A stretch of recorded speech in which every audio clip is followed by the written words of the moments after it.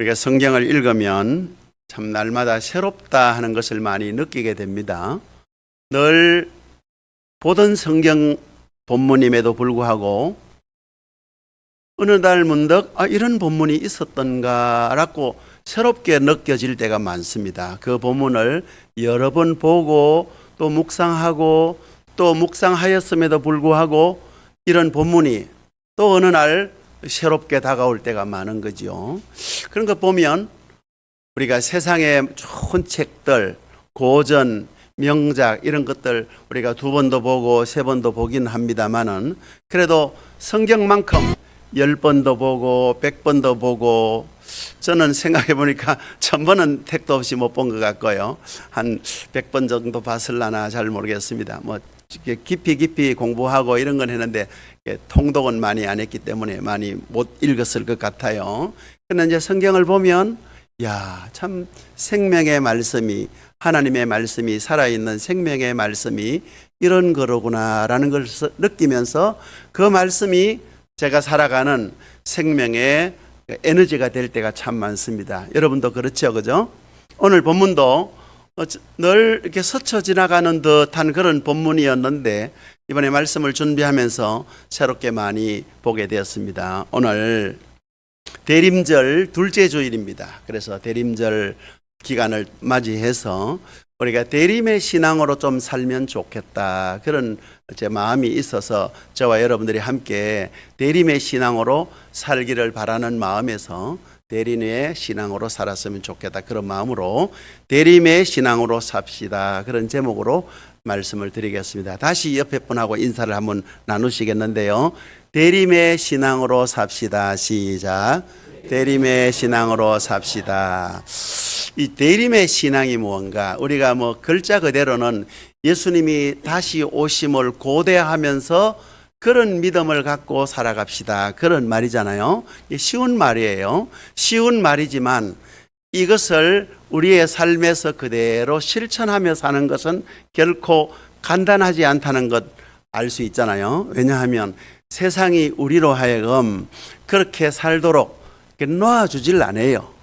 이 세상이 우리를 딱 붙들어 매는 것도 있지만 우리도 자꾸 우리 마음 속에 욕심이 있어서 자꾸만 세상의 달콤함에 기울어지려고 하는 그런 경향성이 우리가 있거든요. 그러니까 딱 하나님과 재물, 하나님과 세상 딱 하면 우리가 하나님께로 딱 향하면 의외로 간단하고 쉬움에도 불구하고 우리 마음이 그렇지를 못할 때가 많기 때문에 이게 아주 쉬운 문제이면서도 굉장히 어려운 문제입니다. 저도 목사로 살아가면서도 그런 고민을 늘 많이 했었거든요. 그리고 여러분들도 당연히 그렇지 않을까요? 그러나 이제 저와 여러분들이 많이 사셨잖아요. 우리 젊은 분들은 아직 사실 날이 훨씬 더 많이 남아 있지만 그래도 여러분들 중에서 상당한 분들은 많이 사셨죠, 그죠? 이만큼 사셨으면 충분하죠, 그죠? 그러니까 지금부터 사시는 건 하나님께서 여러분들에게 덤으로 주신 보너스다. 그래 생각하시면서 지금부터 살아가는 삶은 이제 좀 더 하나님의 뜻대로 살려고 하고, 우리가 살면서 하나님의 영광을 보려고 하고, 또 우리가 살면서 하나님의 능력을 경험하며 실제로 내 삶 속에서 하나님의 생명으로 살아가야 되겠다. 그 하나님이 주시는 생명의 능력으로 살아가면 좋겠다, 그런 마음이 듭니다. 그래서 여러분들도 그런 생각을 늘 가지시기를 바랍니다. 조금 전에 제가 여러분께 예배 드리기 전에 인사 나누는 인사의 그 내용이 뭔지 여러분 기억하시겠나요? 하시겠나요? 2주간 했는 거는 뭐였습니까? 당신의 얼굴을 배우니 마치 하나님의 얼굴을 배우는 것 같습니다, 그러잖아요. 몇 주 전에 수요일 날 제가 설교하면서 제 아내가 이제 금년에 70인데 70된 아내 보고 제가 옆에서 이렇게 보면서 참 예쁘다 이랬거든요. 좀 용서하시고 들어주십시오. 70된 아내가 젊었을 때보다 예쁠 리가 있겠어요. 근데 제 눈에는 젊었을 때는 별로 안 예쁜 것 같은데 나이가 드니까 자꾸 예쁘게 보이는 거예요. 그래서 참 예쁘다 이런 이야기를 했더니만 우리 김 목사님께서 예배를 마치고 나서 제 아내한테 가서 자세히 보아야 예쁘다. 오래 보아야 예쁘다. 그런 말씀을 하셨어요. 그 나태주 시인의 그 들꽃인가 풀꽃인가 그 나오는 풀꽃이죠. 그죠? 풀꽃에 나오는 시의 내용인데요. 실제로 그래요. 자세히 보아야 예쁘다. 여러분 오늘부터 여러분의 배우자를 집에 가셔서 자세히 한번 보십시오. 우리가 늘 보는 그 얼굴인데도 자세히 보는 경우가 없어요. 자기 얼굴은 자세히 보고, 저도 이렇게 옛날에는 뭐 이렇게 거울 보고 이렇게 뭐 짜내기도 하고 이랬는데, 자기 얼굴은 자세히 보는데 자기와 평생 같이 하는 배우자의 얼굴은 그냥 힐끗 보고 말아요. 자세히 보면 예쁩니다. 또 오래 보면 예쁩니다. 오래 보면 예뻐요. 마찬가지로 우리도 하나님을 믿고 살지 않습니까? 하나님을 믿고 사는데 하나님의 얼굴이 없잖아요. 하나님의 얼굴이 없지 않습니까? 그래서 하나님의 얼굴과 제일 닮은 하나님의 형상으로 지은 존재가 있는데 그게 바로 사람이에요. 이 사람 가운데서 내가 가장 소중한 존재고, 그 다음 소중한 존재가 내 옆에 있는 나의 배우자이거든요. 이렇게 배우자의 얼굴을 자세히 보고 또 오래 보시면 거기에서 하나님의 얼굴을 발견할 수 있어야 돼요. 그래서 오늘 아까 인사를 뭐라 했죠? 당신의 얼굴에서 하나님의 영광이 보입니다. 그랬어요. 만약에 아무리 봐도, 여러분 남편 얼굴을 아무리 보고 또 아내 얼굴을 아무리 봐도 하나님의 영광이 보이지 않으면 그 아내에게, 그 상대에게 문제가 있는 게 아니라 그것을 바라보는 내 눈이, 내 마음이 문제가 있다. 그래 생각하시고 또 고쳐보시고 또 오래 보시고 자세히 보시면 정말로 보여요. 그래서 다음 주일날 저에게 목사님 보입디다 라고 제게 말씀해 주는 분이 한 2분 정도만 계셨으면 좋겠어요. 보일 거예요. 보입니다. 자, 오늘 대림절 둘째 주일인데요. 제가 이런 말씀을 재미있게 드리는 이유는 우리가 살면서 하나님의 얼굴을 눈으로 확인할 수 없지만 여러분이 가장 소중하게 여기고 또 여러분을 가장 귀하게 여기는 여러분의 배우자의 얼굴에서 하나님의 얼굴을 찾는 그런 노력이 여러분의 신앙에 가장 좋은 방편이기 때문에 그렇습니다. 제가 그걸 많이 느끼고 있거든요. 그래서 그렇게 여러분이 그런 방식으로 하나씩 하나씩 살아가시면 여러분의 삶이 복된 삶이 될 뿐 아니라 여러분이 행복해집니다. 행복해지고 행복해지면 여러분의 얼굴에서 하나님의 영광이 드러나는 거예요. 바울 사도가 고린도후서 4장 16절인가요? 거기 보면 예수 그리스도에 있는 하나님의 영광을, 예수 그리스도의 얼굴에 있는 하나님의 영광을 경험한 그 사실을 기록해 나왔지 않습니까? 예수님의 얼굴에 하나님의 영광이 드러나는 것처럼 우리의 얼굴에서 하나님의 영광이 드러날 수 있어야 되고, 또 우리는 나를 가장 소중히 여기는 내 배우자의 얼굴에서 하나님의 영광을 볼 수 있는 그런 눈이 있어야 되겠죠. 그죠? 그런 마음이 있어야 될 줄 압니다. 자, 오늘 본문을 좀 살펴보겠습니다. 오늘 본문을 살펴보면 예수님께서 다시 오신다 그랬고, 그냥 다시 오신다니까 속히 오겠다 그런 말씀을 오늘 본문에는 한 번 있습니다만 본문 앞에도 한 번 있고 뒤에도 한 번 있는데요. 한번 보실까요? 오늘 본문 12절에 보면 내가 보라 내가 속히 오리니 그랬습니다. 그런데 7절 말씀에 보라 내가 속히 오리니 그랬고 20절 말씀에도 내가 진실로 속히 오리라 그래 말씀했어요. 예수님이 다시 오신다 그랬고 다시 오시는데 속히 오신다 했습니다. 그래서 오늘 이 말씀은 오늘 우리가 잘 새겨 들어야 되는데 이게 문제가 있습니다. 예수님이 다시 오신다 그러셨고 속히 오신다고 그러셨음에도 불구하고 2000년의 세월이 지났는데 아직도 예수님은 오시지 않고 있는 거예요. 웬일일까요? 예수님의 말씀이 허언일까요? 아니면 아직 하나님의 때가 되지 않았을까요? 여기 오늘 10절 말씀에 보면 때가 가깝다라고 말씀을 하신, 때가 완전히 이르러진 않았는데 이르지 않았지만 때가 가까우니라 그렇게 말씀을 했어요.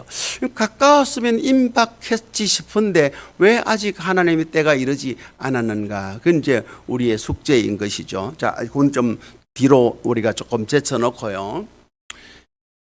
오늘 예수님이 속히 오리날 말씀, 자 10절 다시 한번 보면요, 이 두루마리의 예언의 말씀을 인봉하지 말라 그랬습니다. 예언의 말씀을 인봉하지 마라, 봉하지 마라. 왜 그렇습니까? 이 예언의 말씀이 성취되기 때문이기도 하고 이 예언의 말씀을 널리 다른 사람들에게 또 알리고 보게 해야 될 필요성이 있겠죠. 그래서 인봉하지 마라. 예언의 말씀이 반드시 이루어진다. 모든 사람들에게. 어떻게 이루어지느냐 하면 불의를 행하는 자는 그대로 불의를 행하고 더러운 자는 그대로 더럽도록 하나님께서 놓아두신다 그랬습니다. 반면에 의로운 자는 그대로 의를 행하고 거룩한 자는 그대로 거룩하게 하라 그런 말씀이 있고, 또 여기 14절 말씀에 보면 자기 두루마기를 빠는 자들은, 오늘 장로님께서 저를 위해서 기도해 주시면서 성령의 두루마기를 입혀주시고 했는데, 자기 두루마기, 자기가 입는 옷이겠죠. 이건 자기의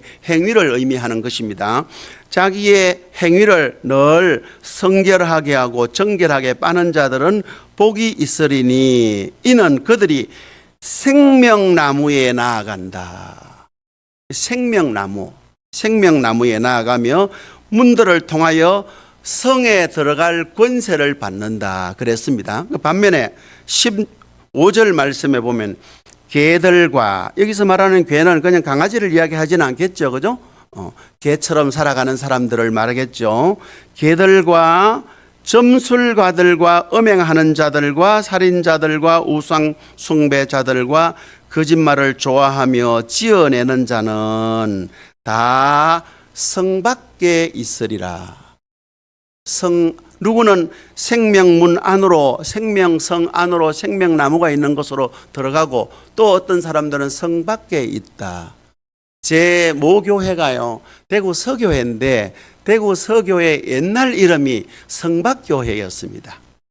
아마 이게 대구 성이 있잖아요. 동성, 남성, 북성, 서성 이렇게 대구 성 이게 밖에 있다고 성박교회라고 이름을 지었는데, 나중에 어떤 분이 그 성박은 예수님이 십자가에 달리는 그 예루살렘 성 밖이 좀 저주받은 곳이다. 그래서 이름을 고쳤으면 좋겠다 해서 대구 서쪽에 있다 해서 대구 서교회로 이름을 바꾸기는 했는데요. 저는 그 어릴 때 성박교회라는 게 참 좋더군요. 의미를 어떻게 두든 간에 참 성박교회가 좋았는데, 여기 오늘 본문에 보니까 더러운 자들은 그대로 더럽게 하도록 놔두고, 개들과 음행하는 자들과 우상숭배자들과 점술가들, 이런 사람들은 다 성 밖에 있다. 예수님이 속히 오시는데, 속히 오시는 근본적인 그 가장 기본적인 목적이 의로운 자들은 의로운 대로 하나님께서 상을 주시고, 더러운 자는 더러운 자들대로 하나님께서 심판하시는 것을 의미하고 있겠죠.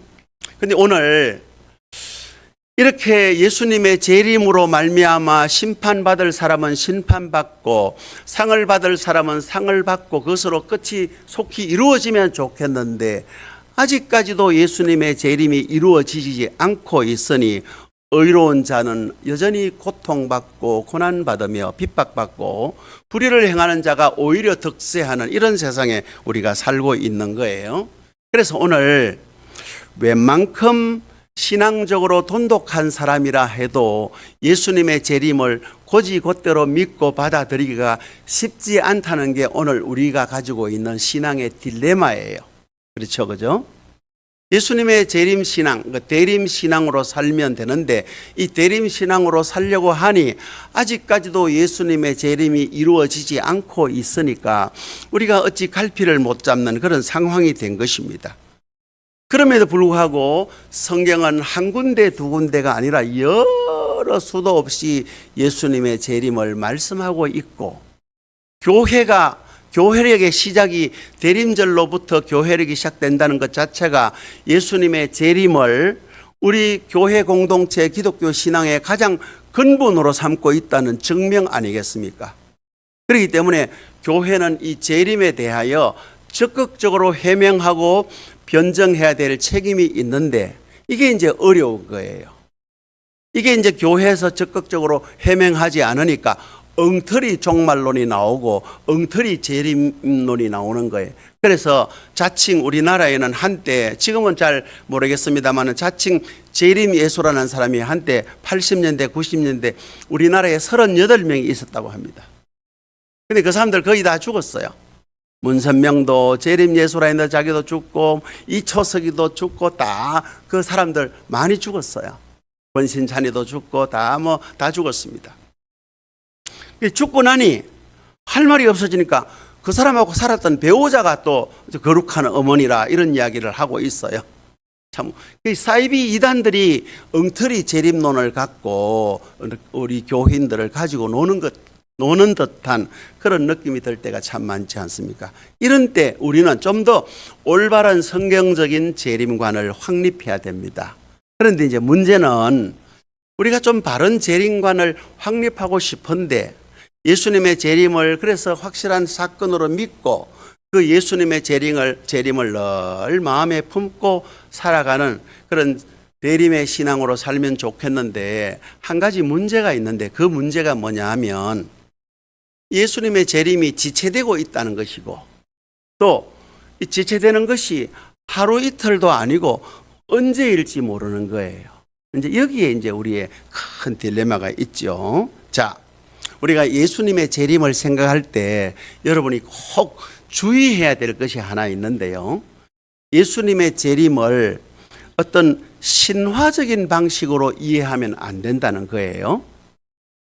다시 말하면 2000년 전에 유대 땅에 살았던 유대인 청년 예수의 모습 그대로 하늘에서 구름을 타고 오시는 방식입니다.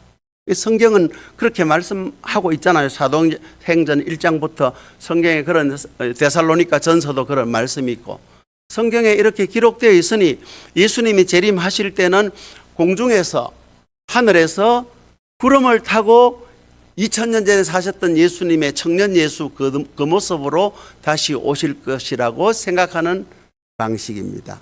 이건 한편으로 보면 성경적인 방식 같지만 잘못된 방식이에요. 그래서 여러분들이 그 방식을 조금 깨뜨리셔야 됩니다. 그럼 여러분 이런 질문을 하실 거예요. 목사님 그게 아니라는 거예요? 그런 질문이 가능하죠. 그죠?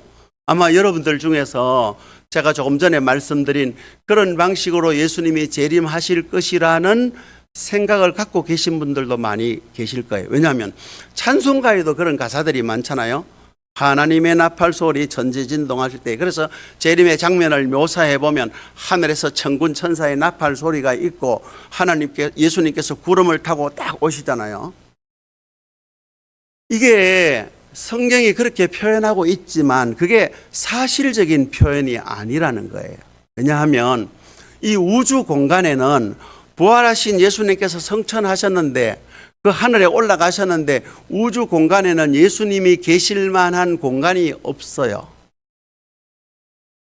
왜? 예수님이 육체적으로만 부활하신 것 같으면 육체를 가지신 그 육체의 예수님이 거주하실 공간이 없어요. 예수님의 부활은 순전한 육체적 부활만이 아니고 그 어떤 육체적 부활 너머에 신령한 부활이 있다는 걸 우리가 알아야 돼요. 염두에 둬야 되거든요. 그러면 부활하신 예수님께서 하늘 우주 공간에 있을 만한 처소도 없을 뿐더러 성경에는 또 요한복음 14장에 내가 너희를 위하여 처소를 예비하러 가는, 요즘은 이제 거처로 번역되었습니다만 거할 곳이잖아요. 그렇다고 해서 그 거할 곳이라고 하는 그 장소를 특정한 우주 공간으로만 여러분이 제한해서 생각하시면 안 된다는 말씀을 드리는 거예요. 그렇죠? 또 이 우주에는 저는 우주 천문학 잘 모릅니다만은 암흑 에너지가 우주를 가득 채우고 있기 때문에 그런 공간도 없고, 또 그런 공간이 설령 있다고 하더라도 지구에 있는 생명체가 그리로 갈 수가 없어요. 갈 수도 없고 거기에 있는 그 행성에 있는 생명체가 지구에 올 수도 없는 것이거든요. 그럼에도 불구하고 왜 성경은 그런 방식으로 예수님의 재림을 말씀하고 있느냐 하는 것에 대해서 우리가 제대로 이해하면 의외로 너무 쉽게 쉽게 예수님의 재림을 이해할 수 있어요. 그것은 그 예수님의 재림 사건을 형식적으로는 신화적인 방식으로 말씀하고 있지만 그것을 통해서 어떤 궁극적인 진리를 말씀하고 있다는 사실을 우리가 깨달아야 됩니다. 그 궁극적인 진리가 무엇이냐? 그 궁극적인 진리가 무엇을 말씀하는 것일까? 표면적으로는 하나님의 심판과 상급을 의미합니다. 불의를 행하는 자들에게 하나님께서 심판하시고 의로운 자들에게 하나님께서 상을 내리시는, 표면적으로는 하나님의 심판과 상급을 이야기하는 것이지만 더 내면 깊이 들어가면 그 예수님의 재림, 그 궁극적 예수님의 재림 사건이 가리키는 궁극적인 실체, 궁극적인 어떤 진리는 곧 예수님을 통해서 우리의 생명이 완성되는 사실을 말씀하는 거예요. 좀 말씀이 어렵고 몇 주 전에도 제가 이런 말씀 비슷하게 말씀을 드렸는데요. 예수님을 통해서 우리의 생명이 완성된다는 사실은 기본적으로 예수님을 통해서만이 우리의 생명이 가능하고 예수님을 통해서만이 우리의 생명이 이루어진다는 사실, 이 전제 하에서 이루어집니다. 예수님이 이 땅에 계셔서 전하신 모든 말씀이 다 하나님의 생명에 대해서 말씀하셨고 예수님을 찾아온 많은 사람들의 궁극적인 관심도 생명을 얻는 것이었습니다. 요한복음 3장에 그 유명한 예수님과 니고데모의 대화가 있잖아요. 요한복음 3장 16절 여러분 다 외우시죠? 3장 16절 말씀 한번 외워보실까요? 시작. 하나님이 세상을 이처럼 사랑하사 독생자를 주었으니 이는 그를 믿는 자마다 멸망하지 않고 영생을 얻게 하려 하심이니라. 하나님이 세상을 사랑해서 독생자 예수님을 주셨는데 그 주신 이유가 예수님을 믿는 자마다 멸망하지 않고 영생을 얻도록 하기 위함이다 했는데 이 말씀을 어떤 상황에서 말씀했는가 하면 예수님과 니고데모의 대화 끝에 하신 말씀이라는 사실을 여러분이 염두에 두셔야 됩니다. 그 앞에는 3장 16절인데요. 14절 말씀에 보면 예수님이 이런 말씀을 하셨어요.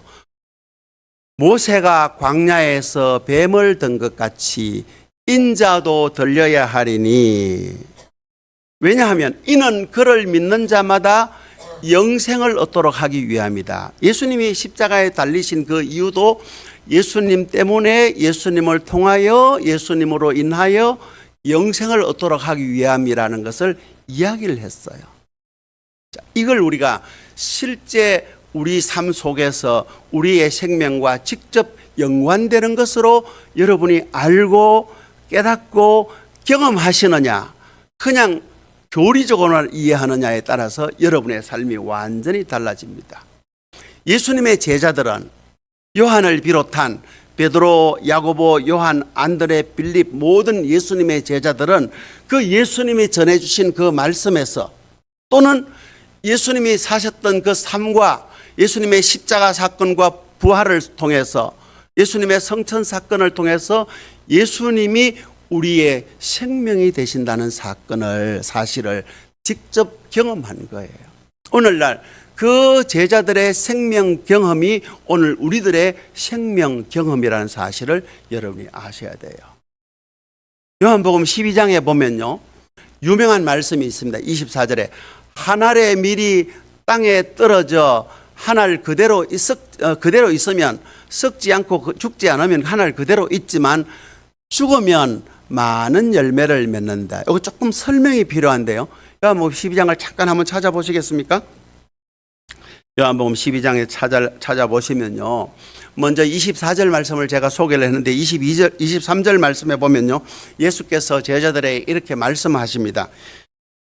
인자가 영광을 얻을 때가 왔도다. 인자는 예수님 자신을 가리킵니다. 예수님께서 영광을 얻을 때가 왔다. 헬라인 몇 사람이 명절에 헬라인 몇 사람이 예수님의 제자를 통해서 예수님을 만나고 싶다는 의사를 전달하니까 예수님께서 제자들에게 말씀한 거예요. 인자가 영광을 얻을 때가 왔다. 그러면서 예수님이 하신 말씀이 한 알의 밀이 땅에 떨어져 죽지 아니하면 한 알 그대로 있고 죽으면 많은 열매를 맺는다 했어요. 여기서 죽으면 많은 열매 하니까 우리가 단순히 과실처럼 열매 맺는 것으로만 생각하는데 열매 맺는 그 너머의 상황이 있는 거예요. 저 보십시오.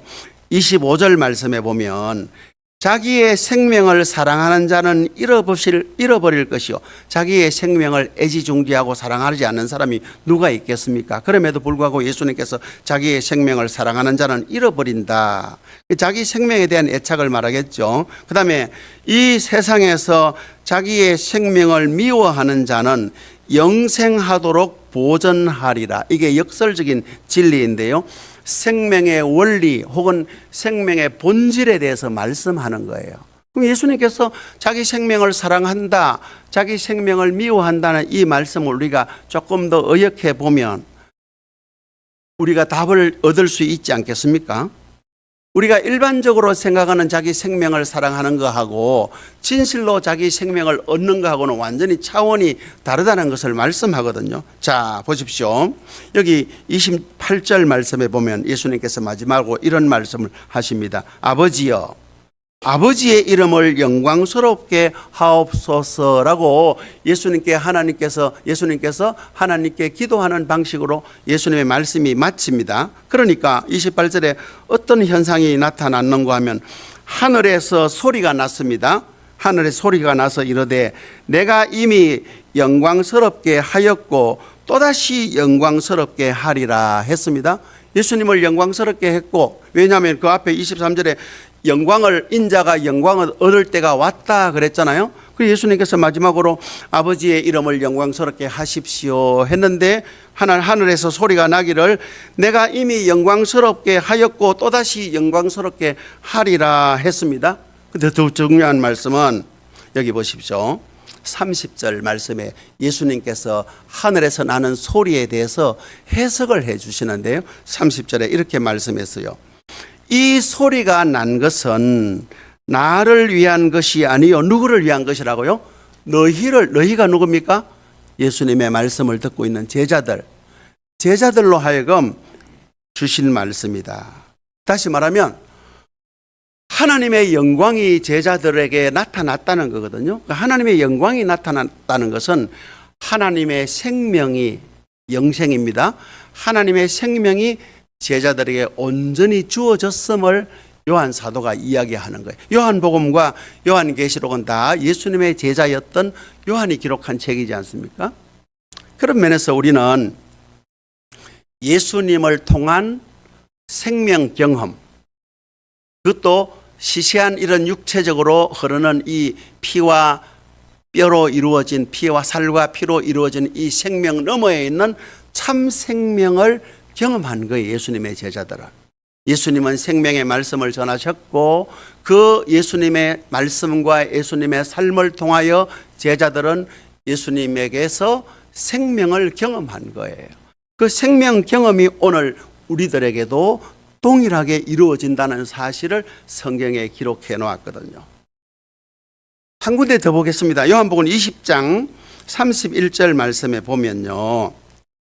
성경을 기록한 목적을 설명을 해 주셨는데요. 한번 보실까요? 다 같이 한번 읽어보겠습니다. 요한복음 20장 31절 시작.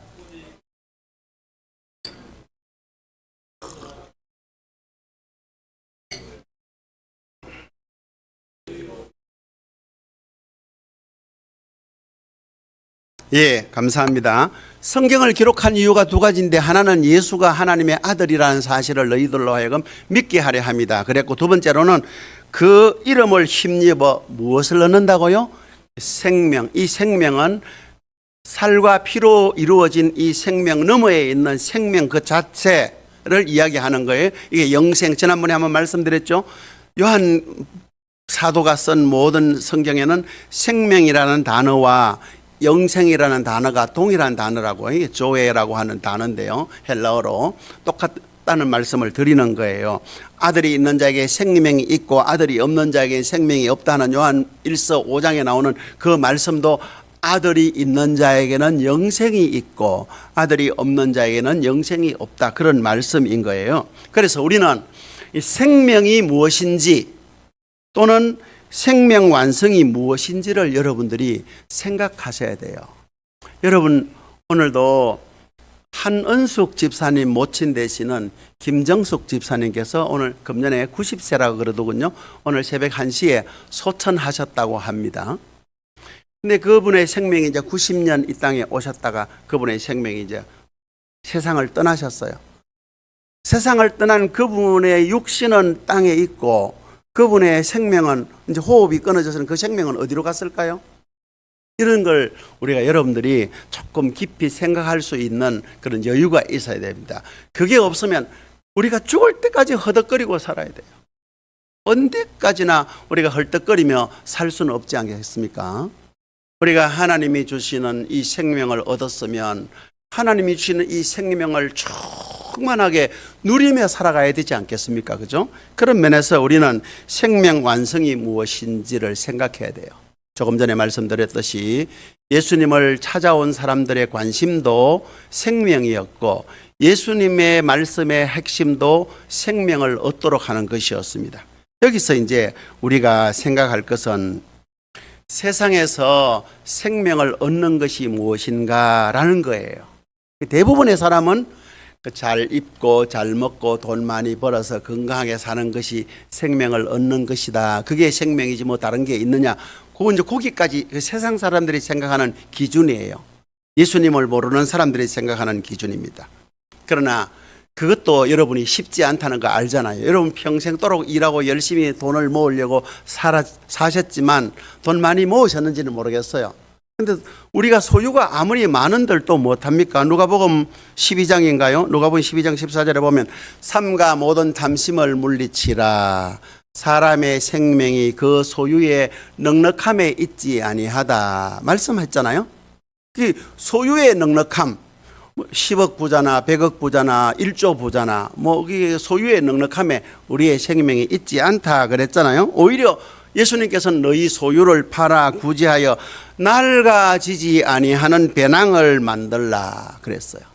낡아지는 배낭이 아니라 낡아지지 아니하는 배낭을 만들라. 천국까지 가려고 하면 우리가 배낭 하나 있어야 되지 않겠어요? 그럼 낡아지지 않는 배낭 무엇으로 만든다 했습니까? 내 소유를 팔아 구제하는 것이 낡아지지 않은 배낭을 만드는 것이다. 다시 말하면 물질에 대하여 물질을 이겨야만 된다는 것이잖아요. 신약 성경에는 우상 숭배하지 마라 하는 말이 없어요. 우상 숭배하는 자들, 오늘 요한계시록에도 있습니다만 우상 숭배하는 자들에 대한 저주와 심판이 있고 우상 숭배하면 안 된다는 사실을 간접적으로 언급한 경우는 신약 성경에 있어도 구약 성경에는 우상 숭배하지 말라는 말씀이 수도 없이 말씀하고 있지만 신약 성경에는 단 한 번도 없어요. 그 대신 너희가 하나님과 재물을 겸하여 섬기지 못할 것이다 마태복음에 말씀했어요. 왜? 우상 숭배하는 것보다도 사람들은 재물에 더 빠져 있기 때문에 별로 우상 숭배에 대해서 관심이 없는 거예요. 그러니까 우상 숭배보다는 하나님과 재물, 성경에 보면 신약 성경에 보면 재물에 관한 이야기가 굉장히 많이 있습니다. 야고보서에도 보면 들으라 부한 자들아 너희가 부를 얻으려고 먼 곳에 가서 장사하여 이득을 얻고 뭐 그런 이야기가 쭉 나오지 않습니까? 그래서 불의한 청지기를 향해서도 예수님께서 이런 말씀을 하셨어요. 지극히 작은 것에 충성된 자는 큰 것에도 충성되고 지극히 작은 것에 불의한 자는 큰 것에도 불의하다 그랬어요. 지극히 작은 것이 무엇을 말할까요? 재물을 말하는 거예요. 큰 것은 무엇을 말할까요? 생명을 말하는 거예요. 재물이 크나요? 생명이 크나요? 생명이 크죠. 근데 우리는 자꾸만 뒤집어서 생각하는 경향이 있어요. 그만큼 이 재물이 우리에게 유혹적이기 때문에 그렇습니다. 그렇지 않습니까? 사랑하는 성도 여러분, 말씀을 맺겠습니다. 여러분 다 저는 좀 부유하게 사시고 넉넉하게 사시고 건강하게 살았으면 좋겠습니다. 사시는 동안에. 그러나 그것보다도 여러분이 이제 앞으로 남아있는 삶은 예수님이 주시는 그 생명의 능력과 예수님이 주시는 생명의 풍성함을 좀 누리며 살면 좋겠다. 그런 마음이 참 많아요. 그러려고 하면 세상에 대한 관심, 세상에 대한 욕심을 조금 내려놓으시면 좋겠어요. 어제 오후에 제가 모처럼 TV를 틀었어요. 일주일 내에 TV를 한 번도 켜본 적도 없는 것 같아요. 뭐 제가 볼만한 게 없거든요. 뭐 뉴스도 재미없고 무슨 건강 프로도 재미없고 제가 뭐 그 동물 그런 거 조금 좋아하긴 되고 뭐 잘 안 나오고 하니까 뭐 이렇게 볼만한 게 없으니까 일주일 내에 한 번도 안 틀은 것 같아요. 텔레비가 왜 생겼나 싶어서 집사람 보고 뭐 텔레비 한번 틀어보자 해가지고 틀어봤거든요. 근데 이게 일주일 동안 안 틀으니까 텔레비가 안 나오는 거예요. 얘도 지를 아껴주고 사랑해야 잘 나오는데 관심도 없으니까 삐졌는지 안 나오고 그래 한참 이렇게 고쳤다가 한참 이래 하니까 나오긴 나와요. 나오는데 재미있는 게 하나도 없어 다시 곧 꺼버렸어요. 꺼버렸는데 그래도 뭐 텔레비 시청료도 내고 또 뭐 요즘 뭐 텔레비 뭐 1번, 2번, 3번, 4번만 나오는 게 아니라 뭐 여러 개 많이 나오면 또 돈 내야 되잖아요. 그거 끊을까 싶은 생각도 있고 그렇습니다. 아무튼 우리가 저와 여러분들은 세상에 대한 관심과 욕심이 좀 과도한 것 같아요. 정보가 너무너무 많고 소식도 너무너무 많은데 그 정보와 소식을 나를 살리면 돼요. 나를 살리는 소식과 정보인 것 같으면 괜찮은데 엉터리 정보도 많고 가짜 뉴스도 많잖아요. 오늘도 동부교회 앞으로 지나오는데 동부교회 김덕신 목사님이 돌아가셨는지 살아계신지 잘 모르겠는 거예요. 그러니까 아내 보고 검색을 해보라니까 2009년도에 돌아가셨는데 11월 24일 날 돌아가셨는데 발인은 11월 21일에 했다고 기사가 나왔다는 거예요. 그러니까 신문 기사는 항상 오보가 막 항상 나오는 거거든요. 그러니까 그건 뭐 단순한 해프닝에 불과한 것이지만 엉터리 뉴스 정보도 많다는 걸 말씀드리는 거예요. 다시 말하면 왜 엉터리 뉴스 정보가 많다는 걸 말씀드리느냐 하면 참 좋은 굿뉴스, 이게 굿뉴스 아닙니까? 성경을 굿뉴스로 하잖아요. 굿뉴스 바이블이잖아요. 좋은 소식 아닙니까? 이 소식에 대해서는 별로 관심이 없고 딱 덮어놓고 오늘 뭐 설교가 길어졌는데 이왕 길어진 거 뭐 좀 2시에 예배니까 밥만 먹고 2시에 예배 드리면 되잖아요. 그러니까 좀 더 오래 합시다. 지난 일주일 동안 양심적으로 성경 한 번도 안 보신 분 한번 손 들어보시오. 용감하게. 예, 감사합니다. 예. 예, 또 두 분, 기회 없습니다. 지금 안 들면 기회 없습니다. 또 없습니까? 예, 아닙니까? 성경 한 번도 안 보신 분, 한 번도 안 보신 분. 그래도 2분밖에 안 계시네요. 수요 예배나 오신 분은 무조건 보셨을 테고, 수요 예배 안 오신 분 중에서 양심불량 하시는 분 안 계시나요? 우리가 여러분 하나님의 말씀이 생명의 말씀이라고 하는 이 생명의 말씀이라고 하는 이 성경은 도외시한 채 자꾸만 또 유튜브 이야기하기 싫은데 유튜버든 뭐 너튜브든 간에 하여튼 우리가 세상에 대한 관심을 조금만 줄여보십시다. 조금만 줄이면요 하나님이 기뻐하시고 하나님이 기뻐하신다는 사실을 여러분들이 깨닫게 돼요. 저는 아직까지도 번데기, 뭐 게장, 뭐 또 뭐 이런 거 못 먹거든요. 그럼 막 아직 못 먹는데 그래도 맛있게 먹는 분이 계시거든요. 저는 그 맛을 모르니까 뭐 죽을 때까지 안 먹을 생각인데 뭐 잘 모르겠습니다만은 우리가 세상에 맛있는 음식도 맛을 알면 뭡니까 게장 먹는 사람이 이렇게 맛있는 걸 왜 안 먹느냐고 막 저보고 막 타박하는 경우가 있는데 저는 못 먹겠어요. 비린내도 나고 맛이 하나도 없어요. 밥도둑이 하는데 저는 뭐 밥도둑은 그냥 밥도둑 전혀 아닌 것 같아요. 그런데 뭐 그런 건 그렇다 치고 하나님의 말씀이 성경에 있는데 자꾸만 소리로 들으려고 하면 안 되잖아요. 아까 뭡니까? 이 하늘에서 소리가 들렸는데 사람들은 예수님은 이 소리를 분명히 들었는데 제자들은 천둥 소리인지 뭔지 제대로 몰랐어요. 그게 나중에 그 요한복음 12장에 나오는 거예요. 우리가 세상에 대한 그 노이즈 있잖아요. 잡음 있잖아요. 세상에 대한 소음을 줄여야 하나님에 대한 촉수가 제대로 작동이 돼요. 우리가 살면서 하나님에 대한 촉수가 둔해지면 자꾸만 하나님이 원치 않는 방식으로 살게 되거든요. 그러니 오늘 대림신앙으로 살려고 하면 첫째, 세상에 대한 관심과 욕심을 조금 내려놓고 하나님을 찾는 그런 삶을 살아야 돼요. 하나님께 좀 더 가까이 하려고 하는, 하나님과 좀 어떻게 하면 좀 친밀하게 할까? 우리가 여러분 어떤 찬송을 펴보십시오. 어떤 찬송을 펴서 부르시면 그 가사와 그 곡조가 하나님을 친밀하게 만듭니다. 어떤 성경 본문을 펴보십시오. 그 본문이 여러분들을 하나님께로 가까이 이끄실 거예요.